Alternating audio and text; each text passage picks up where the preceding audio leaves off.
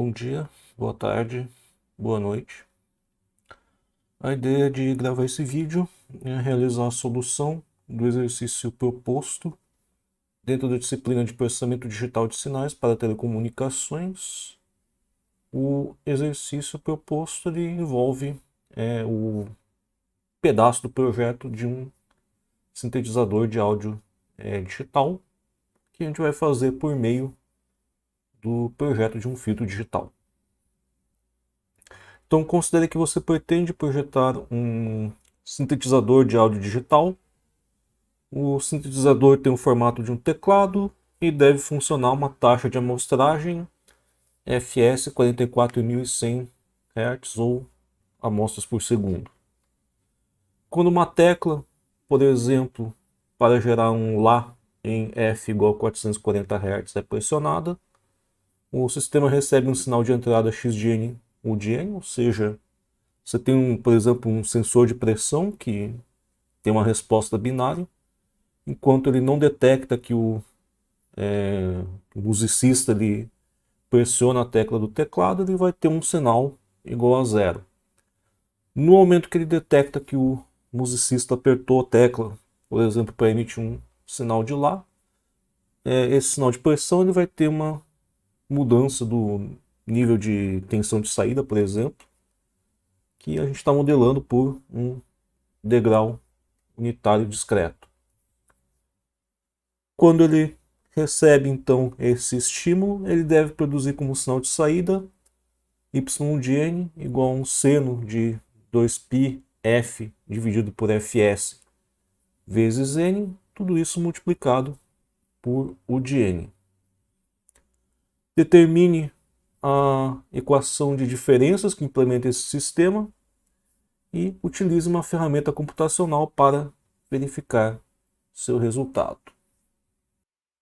Então a primeira parte do exercício ela consiste em determinar as transformadas z dos sinais de entrada, do sinal de saída, e a partir desse sinal de entrada e desse sinal de saída a gente consegue determinar uma equação de diferenças. A princípio, antes de fazer a equação de diferenças, a gente vai obter uma função de transferência.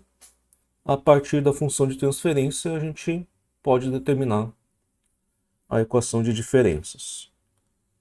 Então, para a gente determinar as transformadas tanto do sinal de entrada quanto do sinal de saída, eu vou fazer aqui uma rápida revisão de uma das transformadas z que a gente vai poder utilizar tanto para o sinal de entrada quanto para o sinal de saída.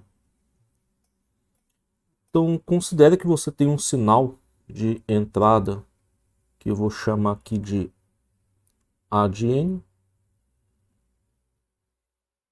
que ele tem um formato, que uma constante alfa elevado a n, multiplicado por u de n.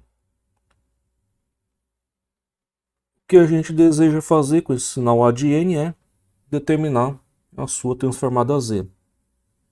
Pois bem, a transformada z, indicada aqui por A de z, ela é determinada aqui tomando um somatório para todos os valores inteiros possíveis de n do sinal A de n multiplicado por z elevado a menos n.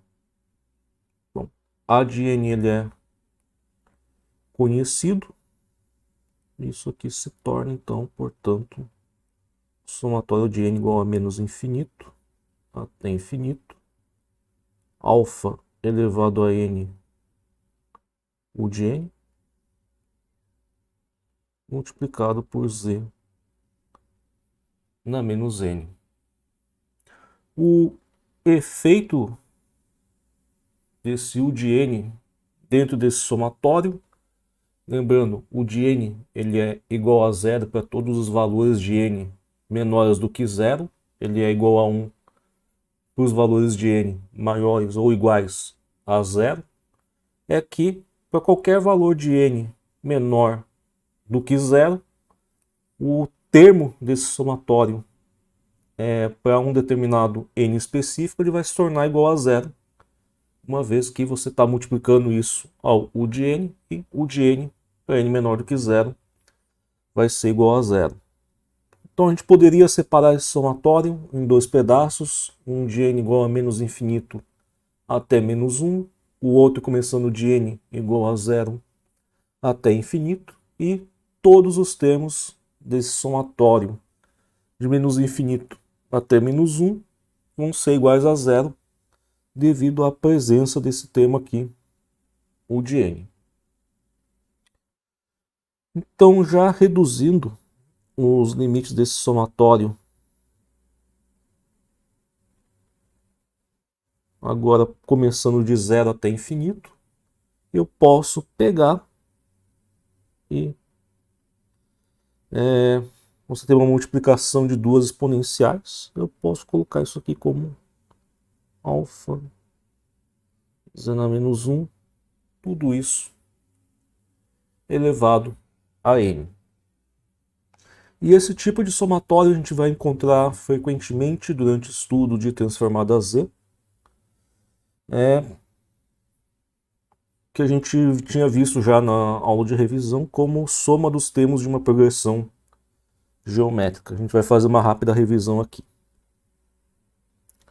Supondo que você tem uma progressão geométrica em que você deseja determinar a soma dos n primeiros termos dessa progressão geométrica.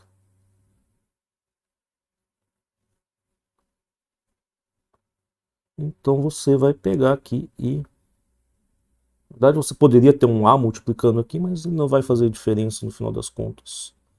A0 q na n. Correto? Se você multiplicar essa equação por q,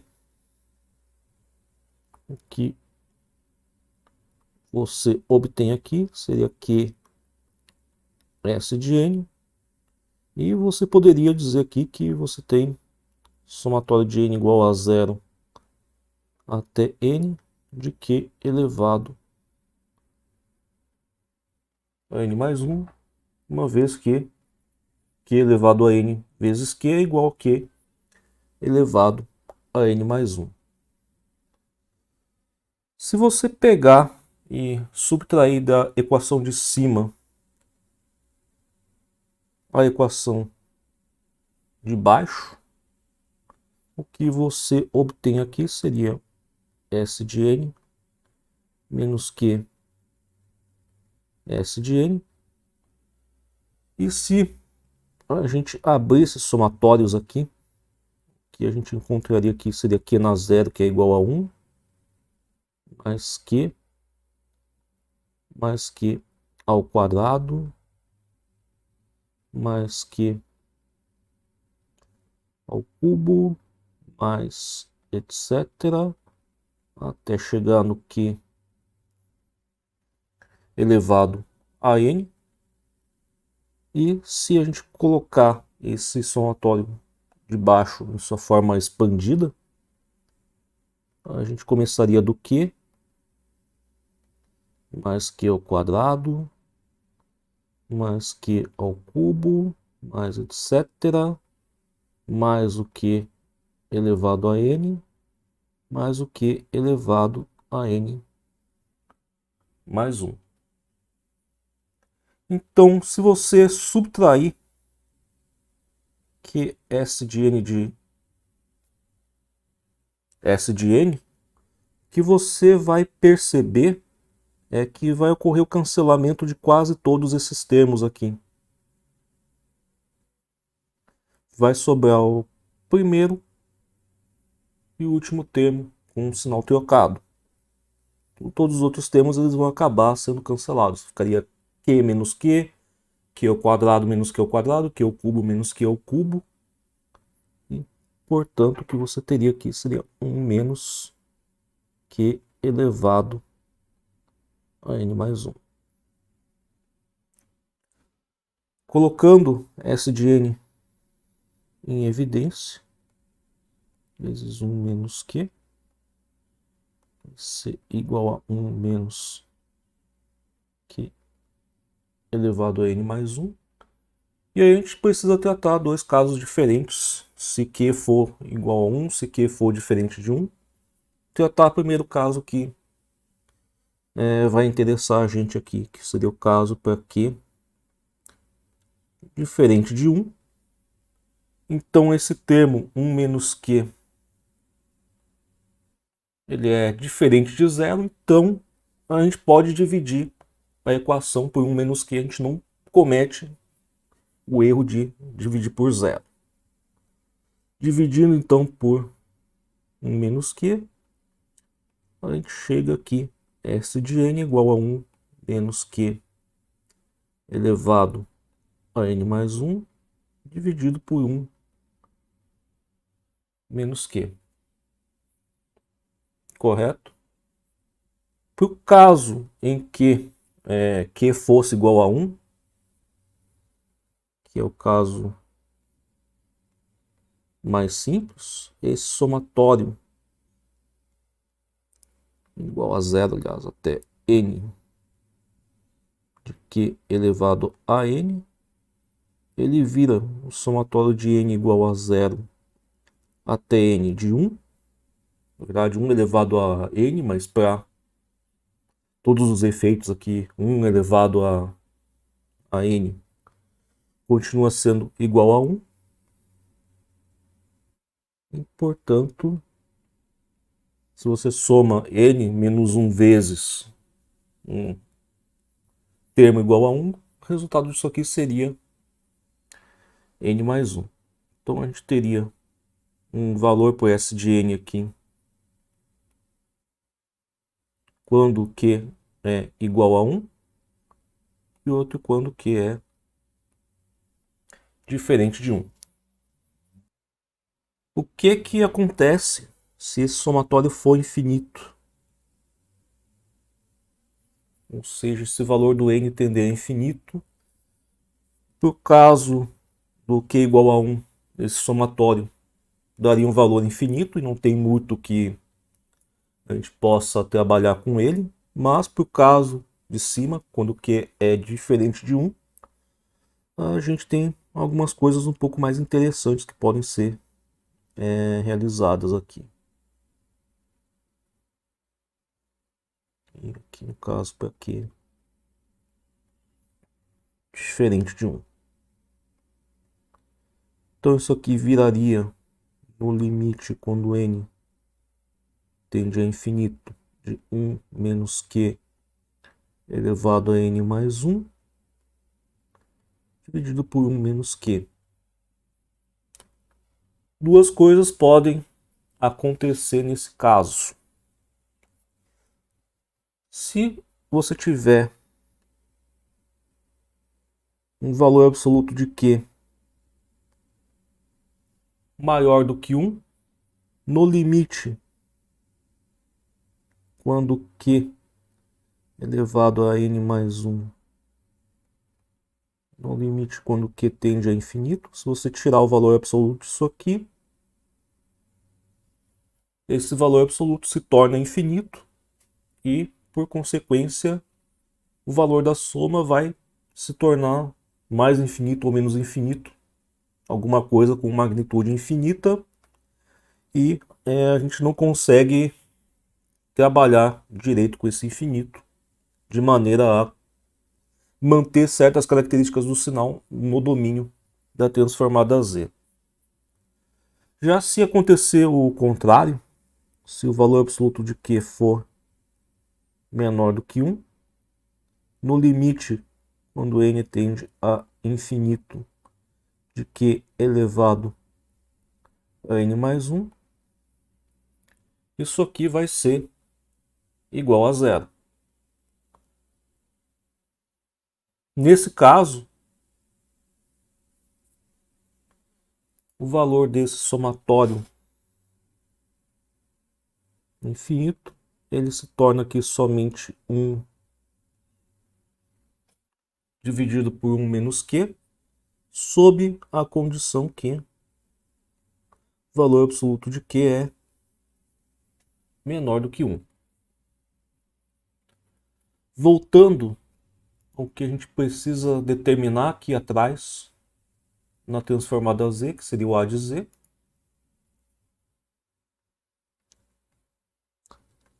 Que ele era, portanto, um somatório de n igual a 0 até infinito, alfa z na menos 1 elevado a n. Isso aqui vai ser igual a 1 dividido por 1 menos alfa z na menos 1. Da mesma maneira que a gente fez aqui para o somatório. Só está fazendo o q igual a alfa z na menos 1. Sob uma condição em que o valor absoluto de alfa z na menos 1 é menor do que 1. Esse valor absoluto de alfa z na menos 1, ele pode ser igualado aqui, o valor absoluto de alfa, valor absoluto de z na menos 1.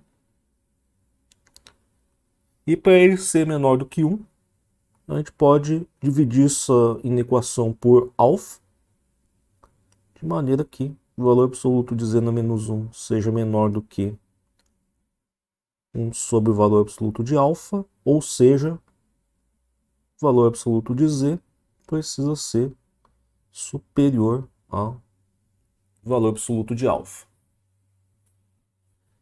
Com isso, a gente determina tanto a expressão da transformada z, 1 dividido por 1 menos alfa z na menos 1, quanto a região de convergência da transformada z, que é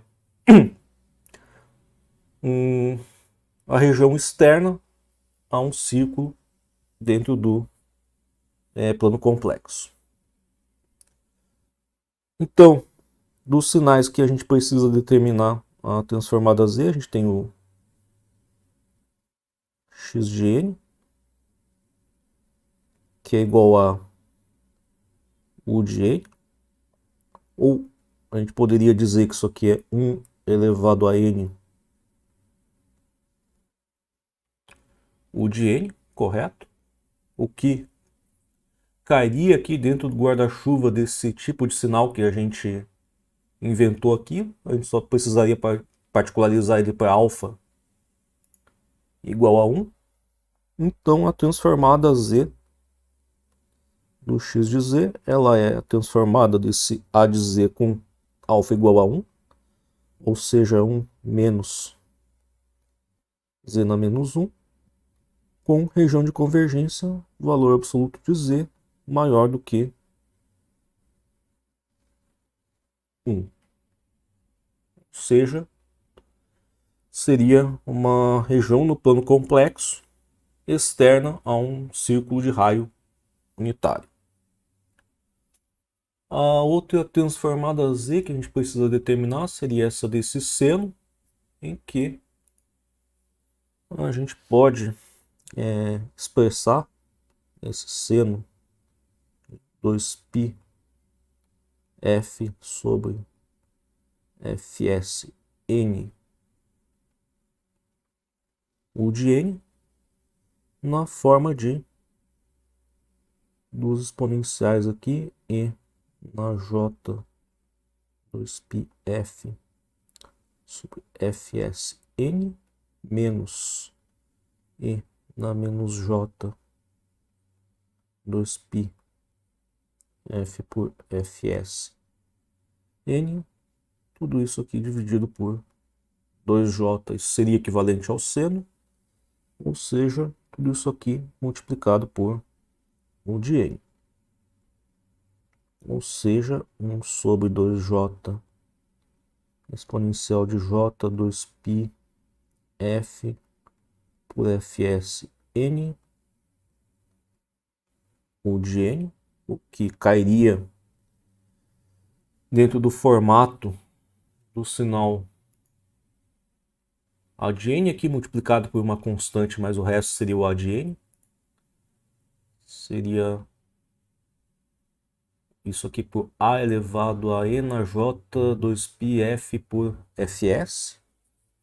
um outro pedaço aqui, menos 1 sobre 2j, e na menos j, 2π f por fs, ou de n. Isso aqui tudo seria o y de n. Então, esquecemos isso aqui. Portanto, a transformada z desse sinal ela seria 1 sobre 2j, 1 sobre 1 menos e na j 2π f por fs,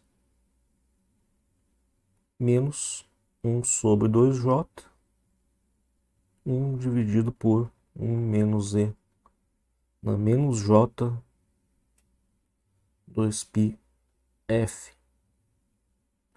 por fs, com uma região de convergência que ela é valor absoluto de z maior do que tanto o valor absoluto de f por fs quanto o valor absoluto de e na menos j 2πf por fs, supondo que f é uma frequência que pertence ao conjunto dos números reais, produz um número complexo de valor absoluto unitário.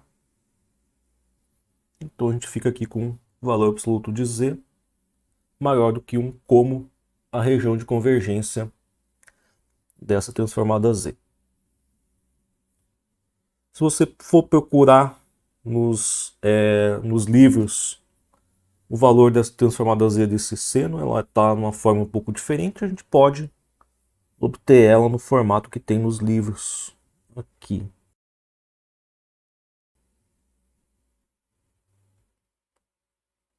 Vou pegar aqui 1 menos e na j 2π f por fs, 1 menos e na menos j 2π f por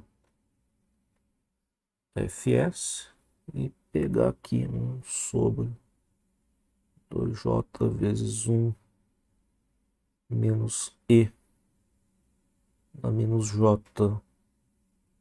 2π f por fs menos 1 sobre 2j multiplicado por 1 menos e na j 2π f por fs. Aqui corrigindo uma coisa que eu claramente fiz errado aqui, esqueci de colocar os z na menos 1 aqui.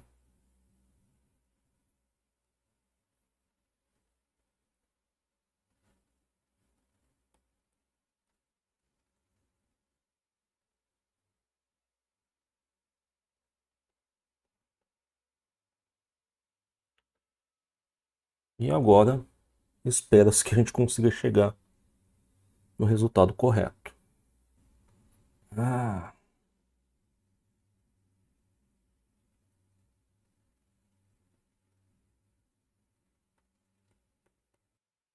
Então aqui visando, eu tive que fazer uns ajustes nas equações. Eu tinha comido esses fatores z na menos 1 do denominador. Então após o ajuste, acho que agora a gente vai chegar nas equações corretas do sistema. Portanto, após as correções, y de z, fazendo aqui passo a passo, numerador separado do denominador, teria aqui 1 sobre 2j menos 1 sobre 2j e na menos j 2π f por fs z na menos 1 menos 1 sobre 2j mais 1 sobre 2j e na j 2π f por fs, em que ocorre o cancelamento 1 sobre 2j menos 1 sobre 2j. O denominador precisa fazer aquele produto, vai ficar 1 menos e na j 2π f sobre fs mais e na menos j2π f por fs, tudo isso vezes z na menos 1, mais o produto e na j2π sobre fs vezes z na menos j2π f sobre fs. Esse produto vai me dar igual a 1. Tudo isso multiplicado por z na menos 2. Finalmente, esse numerador, z na menos 1, ele se torna aqui cosseno de 2π f por fs z na menos 1 dividido por 1 menos 2 cosseno 2π f por fs z na menos 1 mais z na menos 2, com a condição de que o valor absoluto de z é maior do que 1. 1 hora depois. Ah, meu Deus. Aqui corrigindo, aqui seria um seno, não cosseno.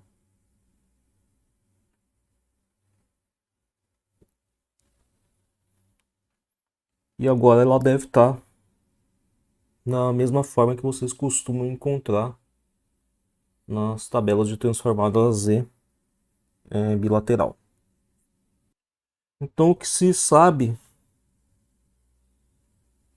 quando um sinal é processado por um sistema linear invariante no tempo e você pega esse sistema e analisa ele no domínio da transformada z, é que a transformada z do sinal de saída desse sistema ele é um produto da função de transferência desse sistema, que nada mais é do que a transformada z da resposta ao impulso do sistema, multiplicada pela transformada z do sinal de entrada.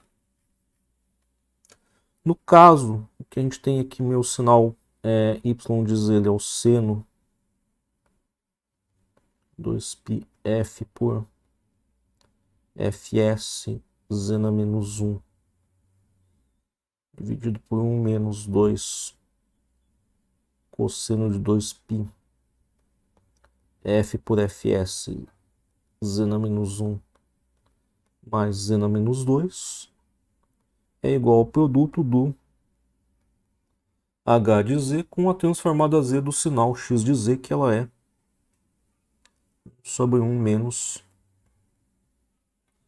z na menos 1, e o que a gente deseja determinar aqui nesse sistema ele é o h de z. Portanto,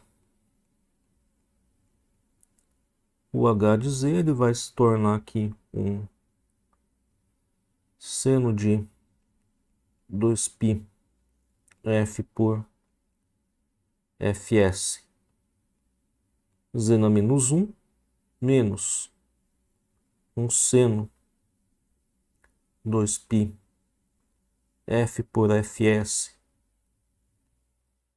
z na menos 2,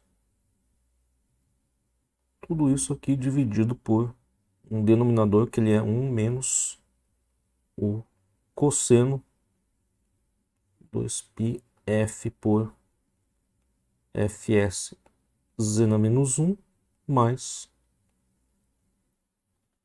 z na menos 2.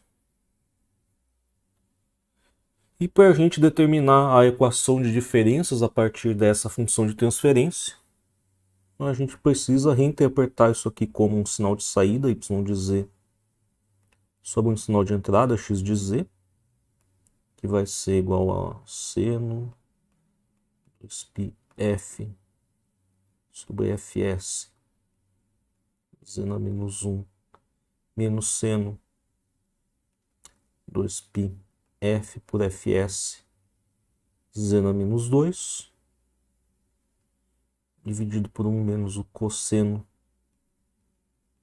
2πf sobre fs, z na menos 1, mais z na menos 2, e fazendo esse produto cruzado, o que a gente obtém é y de z menos, vou colocar dessa forma assim, cosseno de 2π f por fs, y de z, z na menos 1, mais z na menos 2, y de z.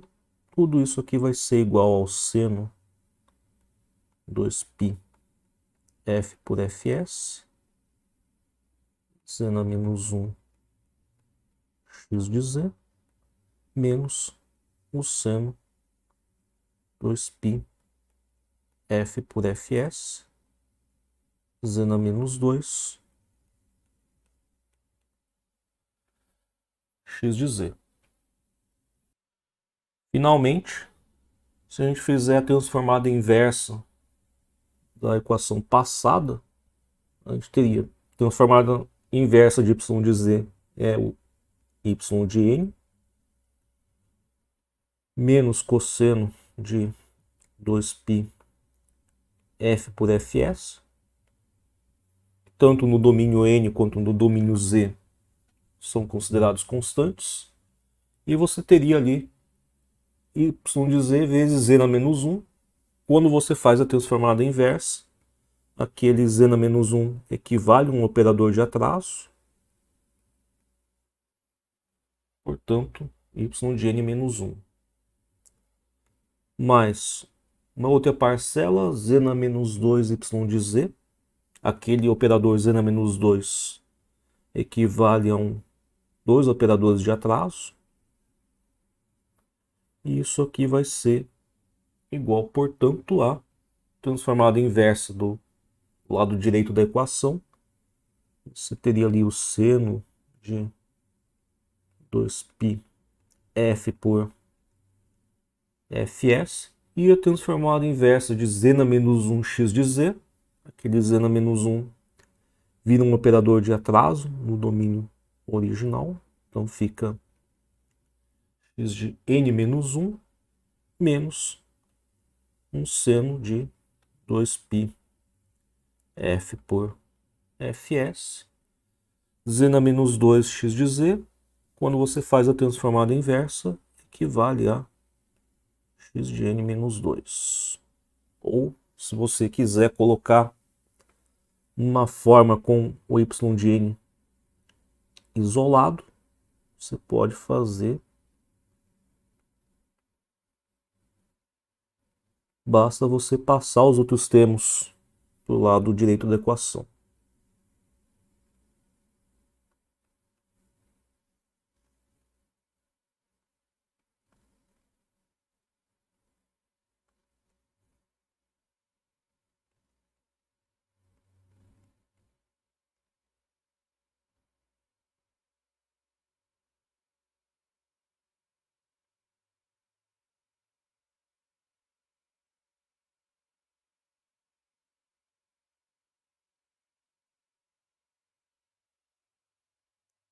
E, a princípio, essa equação vocês conseguem implementar em qualquer linguagem de computação, de programação que admita,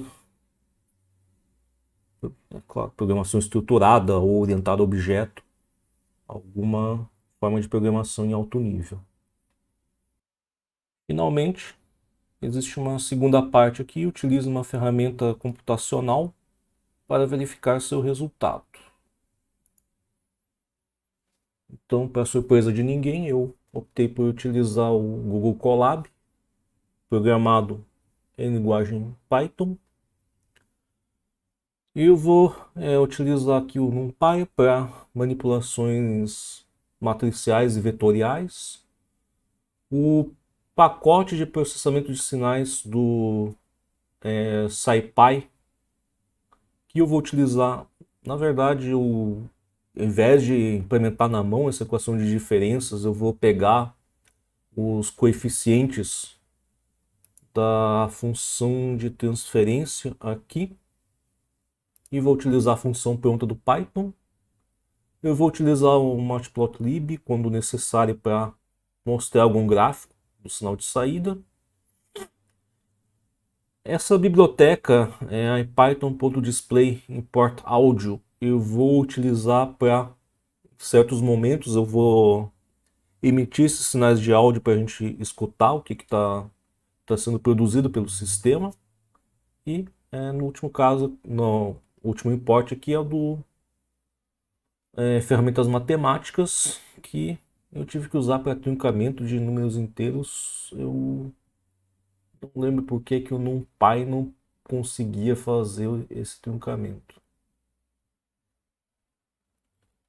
Bom, aqui eu defino então a frequência de amostragem, a frequência do tom emitido. Essa frequência a gente sabe do teorema da amostragem, ou teorema de Nyquist-Shannon, que ele deve ser inferior a um valor fs sobre 2.0. E eu vou emitir um tom de 1.5 segundo. Vou gerar uma pausa de 1.5 segundo e emitir o tom novamente durante 1.5 segundo. Existe um requisito que não está no enunciado do exercício. Se ele não fosse cumprido, não seria um problema, mas dentro do sintetizador de áudio, eu quero que, se você for pensar na aplicação, é meio evidente, mas que quando a pessoa solte a tecla, eu quero que o sistema deixe de emitir o tom na frequência de 440 Hz. Isso é um requisito da aplicação, mas caso vocês tenham projetado um sistema que não faça isso, também não chega a ser um grande problema, pelo menos aqui para o exercício didático. Para não ter que repetir diversas vezes aquele valor do 2π vezes f sobre fs, que aparece o tempo todo, e para evitar erros de digitação, eu coloquei tudo isso numa variável chamada ω0.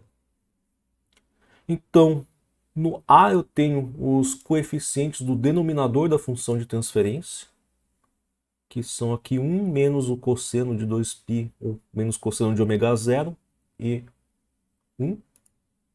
Ou seja, aqui 1 menos 2 vezes o cosseno de ω0 e 1. E os coeficientes do numerador, eu teria eventualmente aqui um zero mais, que seria o termo constante, mas que seria igual a zero. Mais seno de 2πf sobre fs, ou seno de ω0, seno a menos 1, menos seno de ω0, seno a menos 2. Isso é indicado aqui pelo vetor b, ou seja, o numerador da função de transferência, com zero, seno e menos seno de ω0, que são os coeficientes do numerador da função de transferência. Então eu gero um sinal de entrada que ele começa igual a 1, tentando emular aquele sinal de entrada U de n. Após 1.5 segundos, esse sinal ele vai passar a ser igual a zero, que eu quero verificar assim, na ausência de estímulo de entrada, o sistema ele eventualmente para de emitir essa senoide de 440 Hz. E após um outro período de 1.5 segundos, eu gero um outro tom de 1.5 segundos, ou seja, forço o sinal de entrada a ser novamente igual a 1 durante 1.5 segundos. Então é o que é gerado aqui dentro desse sinal de entrada. Ele é 1, com um comprimento 1.5 vezes a taxa de amostragem, arredondado para baixo, que dá mais ou menos o número de amostras equivalentes a 1,5 segundos, um trecho no qual esse sinal passa a ser zero, cujo número de amostras vai ser novamente 1,5 vezes a taxa de amostragem, ou seja, novamente aproximadamente o número de amostras referentes a 1,5 segundos, e finalmente um terceiro período de 1,5 segundos, no qual o sinal de entrada ele volta a ser igual a 1. Então eu gero aqui uma escala de tempo e finalmente eu utilizo essa função signal.lfilter para passar esse sinal de entrada x por um filtro cujos coeficientes do numerador são iguais a b e cujos coeficientes do denominador da função de transferência são iguais a A, que é equivalente a você utilizar aquele sinal cuja função de transferência é h de z como um filtro em cima do sinal x de n. Eu gerei aqui um gráfico do sinal de saída produzido, então eu consigo observar que durante os primeiros 1,5 segundo ocorre aqui a ativação da geração da senoide, muito embora eu não consiga ver a senoide por causa da escala do gráfico. Eu tenho um período de silêncio aqui de 1,5 segundos, então aquele requisito dele deixar de emitir o tom quando a tecla deixar de ser pressionada, ele está sendo satisfeito. E quando eu pressiono novamente a tecla aqui, a princípio ele volta a emitir a senoide. Como eu não consigo ver o formato do sinal de saída produzido por causa do fator de escala desse gráfico, eu fiz um segundo gráfico, tomando aqui somente as 140 primeiras amostras desse sinal da forma de onda do sinal de saída. E quando eu observo esse gráfico, eu observo que ele é uma forma de onda senoidal, cujo período ele é... Aqui é difícil medir o período, mas seria aqui próximo de entre 2 milésimos de segundo e 2,5 milésimos de segundo.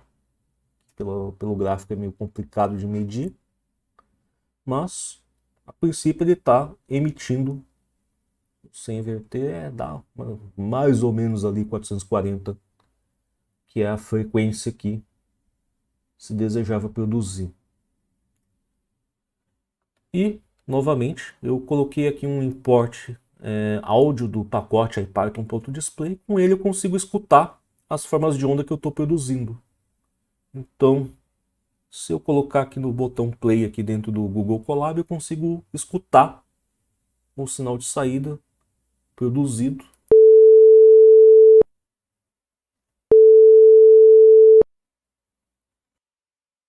A princípio esse sinal ele é meio parecido com o tom de ocupado de um telefone, embora a forma de onda dependendo do seu telefone ela não seja tão parecida com essa forma de onda senoidal, mas caso algum dia vocês tenham que fazer um telefone, um software de VoIP, vocês têm aqui uma maneira bem econômica aqui de gerar esses pulsos para serem escutados pelo seu usuário. A princípio, a solução do exercício, chegando nesse ponto, o exercício estaria completo com nota total. O que a gente vai fazer aqui a partir desse momento são coisas adicionais que a gente pode fazer com este gerador de tons com frequências específicas. Então a gente tem do enunciado do exercício que o tom gerado inicialmente numa frequência de 440 Hz, ele seria equivalente a uma nota Lá. Isso é importante aqui para a segunda parte dos experimentos. Se a gente observar que um teclado de um piano ou de um cravo, ou de uma gaita, sei lá. Gaita, mas como talvez seja mais provável encontrar alguém que toque gaita aqui. Ele vai ter esse formato. Normalmente, entre duas notas aqui do teclado, você teria dois semitons espaçando cada nota. Levando em conta que para você passar do Fá para o Sol, você passa por uma tecla preta aqui. Ou seja, você teria do Fá para o Fá sustenido meio tom. Do Fá sustenido para o Sol, você teria mais meio tom. Então, entre o Fá e o Sol, a diferença das duas notas seria de um tom. Entretanto, tem dois casos entre o Mi e o Fá e entre o Si e o Dó da oitava seguinte, em que o espaçamento seria de somente meio tom. A gente precisa tomar um pouco de cuidado com isso aqui para produzir notas musicais. Então, digamos que eu queira produzir uma escala e eu saiba que a nota Lá está numa frequência de 440 Hz. A maneira mais fácil de obter um Dó seria aqui subir meio tom, um tom e meio aqui, entre o Lá e o Dó da oitava superior.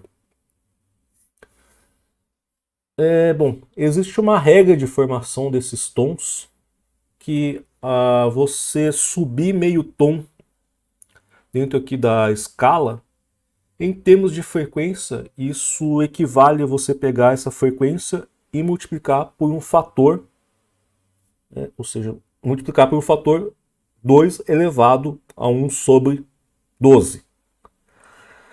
Faz algum sentido esse fator aí, tá? Quando você pega duas notas em oitavas diferentes, por exemplo, esse Dó e o Dó que veria aqui logo em seguida desse Si, o que a gente sabe lá da física é que o Dó dessa frequência mais aguda aqui, ele teria o dobro da frequência desse Dó da frequência mais grave. A gente tem isso aqui tudo separado dessa maneira, que a gente precisa tomar cuidado que entre duas transições de notas, a diferença entre as notas seria somente um semitom. Mas se a gente contar o número de semitons que existem para você passar desse Dó para o Dó da oitava seguinte, pode contar aqui um semitom, dois semitons, três semitons, quatro semitons, 5, 6, 7, 8, 9, 10, 11, 12.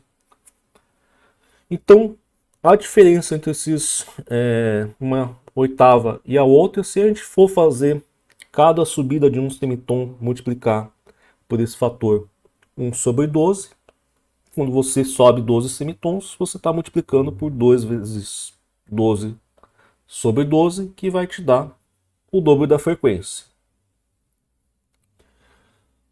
Voltando aqui para o código. Se eu quiser, então, obter a frequência de uma nota Dó, sabendo que uma nota 440 Hz é um Lá ou 220 é um Lá, no caso a partir do 220, tanto faz. Para eu obter um Dó, eu preciso pegar essa frequência e subir ela por 3 semitons. Ou seja, pegar essa frequência de 220 e multiplicar por 2 elevado a 3 sobre 12.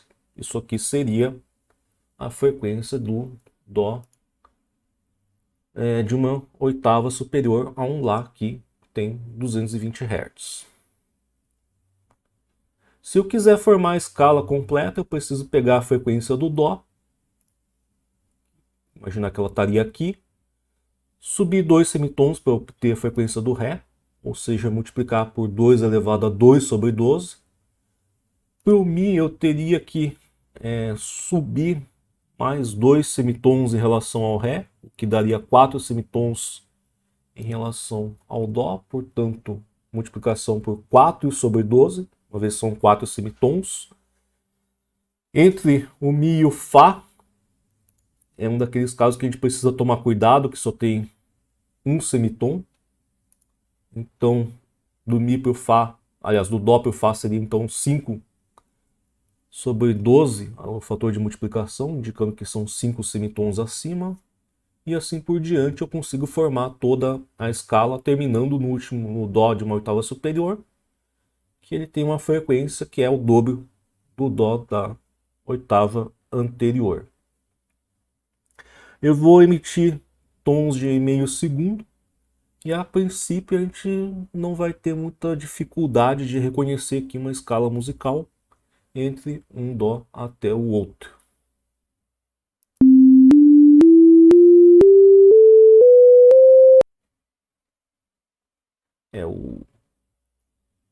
A forma de onda ela não é particularmente agradável, mas a gente consegue reconhecer a formação de uma escala entre um Dó até o outro Dó, e a gente consegue identificar as notas lá, Dó, Ré, Mi, Fá, Sol, Lá, Si e o Dó da oitava superior. Outras coisas que a gente consegue fazer, uma vez que a gente tem esse gerador de tons de frequências específicas, são formação de acordes ou, se a gente pensar de maneira mais geral, de harmonias. Harmonia seria quando você mistura mais de uma nota ao mesmo tempo e essas notas elas soam de maneira agradável. Qual que é a lógica de quais tons combinados que são agradáveis eu não saberia explicar direito. Qualquer hora eu preciso perguntar para alguém lá do, da aula no curso de música dentro da universidade, se existe alguma lógica ou se isso é simplesmente empírico, que seria bastante decepcionante. Mas, por exemplo, o acorde de Dó maior, ele é formado pela combinação de um Dó com um Mi com um Sol. Esse, por exemplo, esse Sol poderia ser o Sol da oitava anterior aqui. O Mi também poderia ser da oitava anterior. E de alguma maneira a gente consegue perceber, talvez por alguma forma de ressonância, mas aí eu estou simplesmente especulando, que essas notas combinadas elas soam de maneira razoavelmente agradável. Certamente não vai ser agradável porque o formato de onda utilizado ele não é agradável, mas se fosse um violino, por exemplo, você conseguiria perceber essa combinação como uma combinação particularmente agradável. Então, para formar esse acorde de Dó maior, eu estou pegando aqui o Dó, o Mi e o Sol. Isso seria como se eu estivesse passando por 3 filtros em paralelo. Como se a pessoa tivesse apertado as 3 teclas ao mesmo tempo. Eu estou somando essas formas de onda de maneira que isso forme um acorde. Bom, então basicamente eu preciso ter a frequência do Dó, uma frequência do Mi e uma frequência do Sol, ou seja, 4 semitons acima e a outra do Sol 7 semitons acima. Bom, eu gero então, na verdade aqui no sistema eu não consigo fazer isso de maneira verdadeiramente simultânea, então eu preciso gerar uma nota, depois a outra e depois somar. E se eu observar a forma de onda, então isso aqui já teria uma forma de onda um pouco mais complexa. A gente não conseguiria identificar isso aqui como uma senoide. E a princípio a gente conseguiria perceber isso aqui de maneira, um som talvez não tão desagradável quanto ele poderia ser.